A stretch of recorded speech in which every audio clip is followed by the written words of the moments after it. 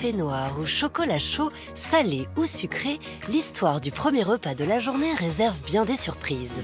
Du XVe siècle à nos jours, le petit déjeuner traverse le monde et modifie autant les rites alimentaires que les pratiques sociales. Aujourd'hui, Patrick Boucheron invite l'historien et géographe Christian Grattalou à faire l'histoire du petit déjeuner. Bonjour. Tu n'as rien mangé au petit déjeuner. Ce reproche, adressé aux enfants, mais aussi aux parents surveillés par leurs diététiciens, témoigne des dérèglements de nos rituels alimentaires. Ces rituels qui gouvernent notre premier repas de la journée semblent immuables et universels. En réalité, ils datent de 3 siècles, car le déjeuner est devenu petit quand le monde est devenu grand. Thé, café, chocolat remplissaient les tasses européennes avec des denrées exotiques venues des 3 autres parties du monde, l'Asie pour le thé, l'Amérique pour le café, l'Afrique pour le chocolat. Le petit déjeuner est le premier repas à s'être mondialisé dès le XVIIIe siècle. Commençons donc le voyage en 1739. C'est une histoire de saveurs, de rythme, mais aussi de mots qui changent de sens et d'objets que l'on s'échange. L'ami du petit déjeuner pour nous aujourd'hui, c'est le géohistorien Christian Grattalou, qui met le monde dans nos tasses. Tel est le titre du livre qu'il a consacré en 2017 à l'histoire du petit déjeuner qu'il nous raconte aujourd'hui.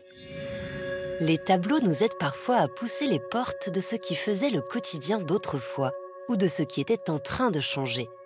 François Boucher, peintre de la cour de Louis XV, représente ici en 1739 une scène domestique, intime, très intéressante pour notre histoire. C'est une famille aisée, bien sûr. Il s'agit de l'épouse et de la sœur du peintre. Le jour est tout juste levé, la lumière est douce. Nous sommes à table avec eux, un matin parisien en ce début du XVIIIe siècle.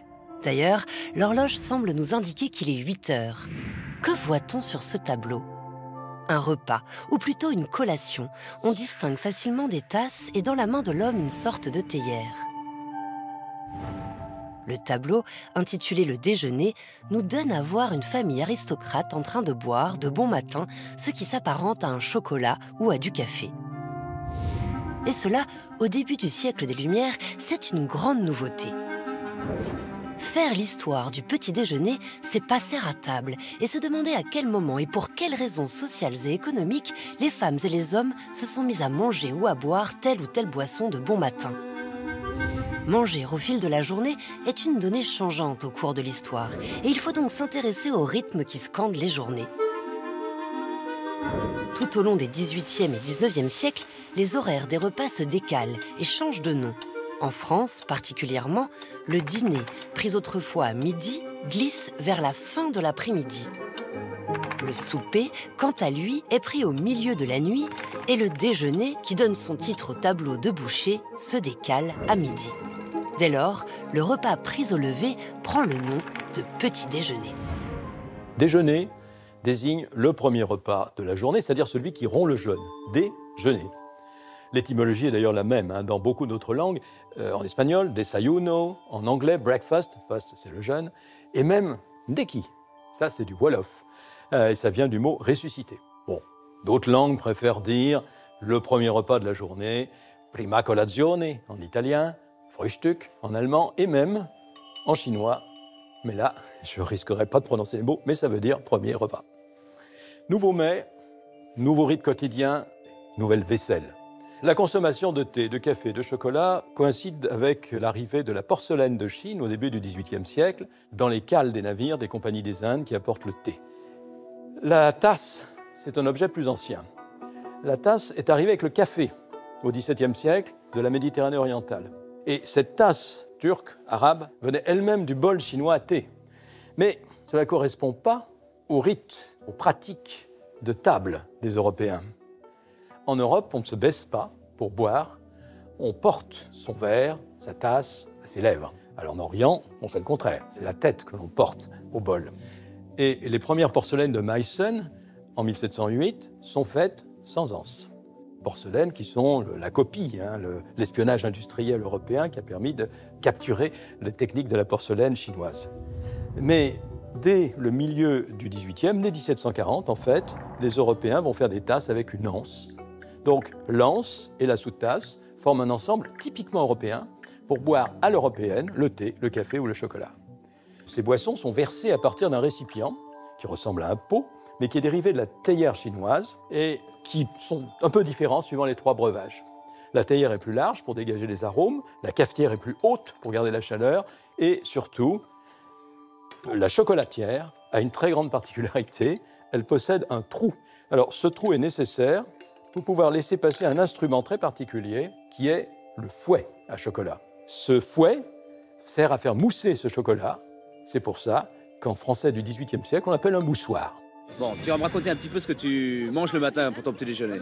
Du chocolat au lait. Un bol de café au lait. Du chocolat. Du thé avec du pain grillé. Ça dépend du café au lait, du bava gnagna, de l'ovomaltine. Ça dépend de la chicorée. Dans cette archive de la télévision française de 1971, le café au lait ou encore le chocolat ont une place centrale, familière, dans le petit déjeuner des enfants. Et maintenant, à table. Or, le triptyque café-chocolat-thé, désormais identifié comme les boissons bues au réveil, est loin d'avoir été une évidence en Europe. Le café, le chocolat et le thé viennent de loin, de très loin. Le cacaoyer est un arbre d'Amérique, le théier est un arbuste asiatique et le caféier est un arbre quant à lui africain. Or, ce sont des arbres qui se nourrissent de soleil et d'humidité, qui ne peuvent être cultivés en dehors de zones tropicales ou subtropicales. Au fil des échanges, des conquêtes et des colonisations qui commencent dès le XVe siècle, les Européens s'emparent par goût, mais aussi dans un but économique, de ces nouvelles plantes. Dès la fin du XVIe siècle, le chocolat est apprécié dans les monastères, puis parmi les colons de Nouvelle-Espagne. Au même moment, des chocolaterias apparaissent à Madrid dans les années 1590. En France, en Angleterre, en Hollande ou encore au Portugal, on boit et on mange du chocolat lors de grands événements royaux ou princiers. En parallèle, le café s'impose à partir du XVIIe siècle après s'être longtemps diffusé dans les empires perses et ottomans. Le thé devient quant à lui une passion anglaise dès le début du XVIIIe siècle grâce à la Compagnie des Indes qui fait la jonction commerciale entre l'Orient et l'Occident. Mais ces plantes que l'on infuse, broie, moud ou pile sont trop souvent amères pour les papilles à peine réveillées des Occidentaux. Pour s'imposer comme boisson de la première heure, les Européens ajoutent beaucoup de sucre et de lait. Ce sont ces petits ajustements gustatifs et ces circulations mondiales qui ouvrent la voie à ces boissons si familières sur notre table matinale. Le petit déjeuner est donc fils de la mondialisation. Les Européens associent 3 boissons venues de 3 parties du monde différentes, l'Asie, l'Afrique et l'Amérique, et qu'ils regroupent dans une même pratique, boire chaud dans des tasses remplies à partir d'une sorte de déguerre qui est assez peu différente suivant les boissons. Dans tous les cas, ils y mettent du sucre, qui jusqu'au XIXe siècle est issu d'une autre plante tropicale, la canne à sucre. C'est pour se constituer d'ailleurs, et ça bien avant le petit déjeuner, des îles à sucre que les Européens s'étaient appropriées les îles de l'Atlantique, Madère, les Açores, les Canaries. Des plants de canne à sucre sont d'ailleurs dans les cales des caravelles de Colomb dès son 2e voyage, pour voir si les terres qu'on venait de tout juste découvrir permettaient la culture de la canne à sucre. Et les Antilles se révèlent immédiatement propices aux plantations. La traite négrière suit de peu. Cela dit, les plantations en Amérique n'en étaient encore qu'au balbutiement à la fin du XVIIe siècle. C'est avec l'explosion de la consommation européenne de thé, de café, de chocolat et surtout de sucre au XVIIIe siècle que les plantations se multiplient. Le petit déjeuner y contribue beaucoup. La consommation devient populaire à la fin du siècle et se généralise au XIXe, portée par l'évolution de la société. On oublie l'importance primordiale de certains objets tant ils sont devenus quotidiens. Le réveil matin, désormais bien souvent invisible parce qu'intégré à nos téléphones portables, est pourtant fondamental dans l'histoire du petit déjeuner. Le réveil mécanique réglable apparaît en 1847. Diffusé dans le monde occidental, il s'impose rapidement comme le symbole de la révolution industrielle. Car il faut se lever à heure fixe pour maintenir les cadences et les rythmes d'un monde qui s'industrialise, où la production demande une meilleure optimisation du temps des ouvriers et des travailleurs en tout genre. Dès lors, la sonnerie du réveil matin indique qu'il est temps de se lever et de fait, de commencer la journée par un repas. Et les journées étant de plus en plus harassantes dans les usines et les manufactures, on encourage la consommation d'excitants comme le thé et le café.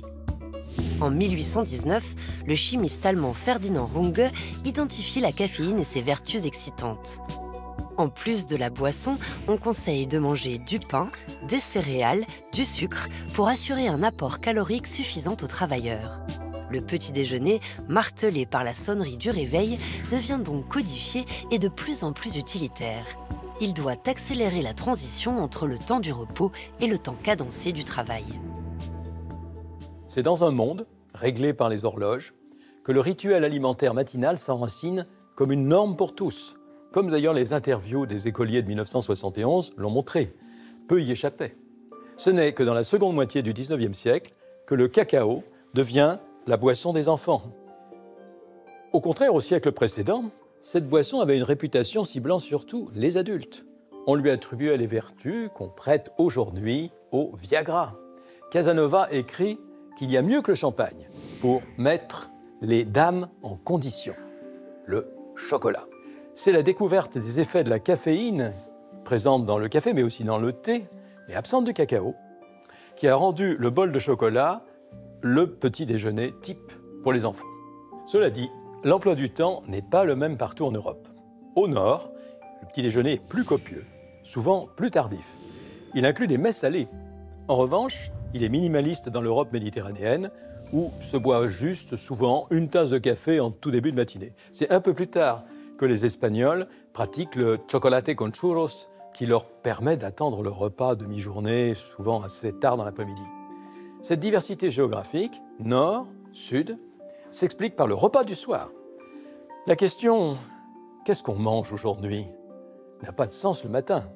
Le caractère codifié, répétitif du petit déjeuner en a fait le front pionnier de l'industrie alimentaire dès la fin du XIXe, avec comme élément symbolique l'invention du Dr Kellogg, les cornflakes. L'industrie agroalimentaire va venir tout au long du XXe siècle accélérer la démocratisation des produits consommés au petit déjeuner, le rendant de plus en plus mondialisé et standardisé.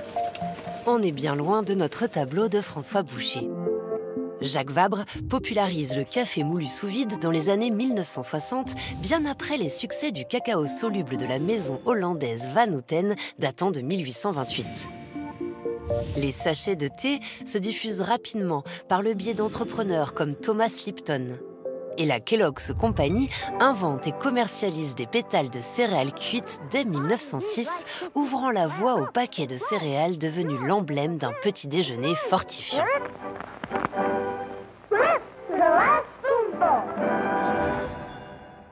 Alors qu'à la fin du XXe siècle, les autres repas se sont lentement mondialisés, ponctués maintenant de tacos, de sushis, etc., le petit déjeuner lui a peu changé. Car il était déjà et depuis longtemps mondialisé, depuis l'arrivée des plantes tropicales au XVIIIe jusqu'à l'industrialisation à la fin du XIXe. Peu changé jusqu'à ces dernières années. Si des pratiques décalées comme le brunch restent plutôt l'apanage des matinées dominicales des catégories aisées, le repas matinal des jeunes occidentaux devient de plus en plus individualisé, déstructuré, lieu de combinaisons personnelles, sous la contrainte de choix éthiques, comme le lait d'amande pour ne pas consommer un produit animal, et de choix diététiques, des cocktails de plus en plus complexes, de graines diverses, sarrasin, chia, lin, etc., dans les granolas. Même si le petit déjeuner classique, fondé sur l'une des 3 boissons historiques, thé, café, chocolat, dans lesquelles sont trempées des tartines, des viennoiseries, il semble clair que les jours du petit déjeuner sont comptés.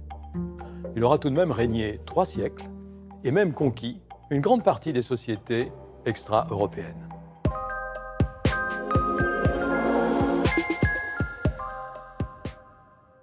Né en même temps que la gastronomie, le petit déjeuner en est le double inversé. Il se doit d'être répétitif, banal et peu inventif. Mais on a aussi compris que l'invention du petit déjeuner standardisé mettait en jeu tout un monde d'objets, de la tasse au grille-pain, et avec eux, l'objet même de la mondialisation, faite d'exploitation économique et de circulation culturelle. Faire l'histoire du petit déjeuner nous renvoie donc à l'histoire du matin, c'est-à-dire bien souvent de la nuit qu'on a passée. Savez-vous qu'on ne dort d'un bloc que depuis le 19e siècle, alors qu'on a longtemps interrompu sa nuit d'une période d'éveil autour de minuit? Tel était l'ancien régime du double sommeil, raconté par Roger Ekirch, dans un livre dont je vous conseille la lecture, La grande transformation du sommeil, qui montre comment la révolution industrielle a bouleversé nos nuits. Au revoir.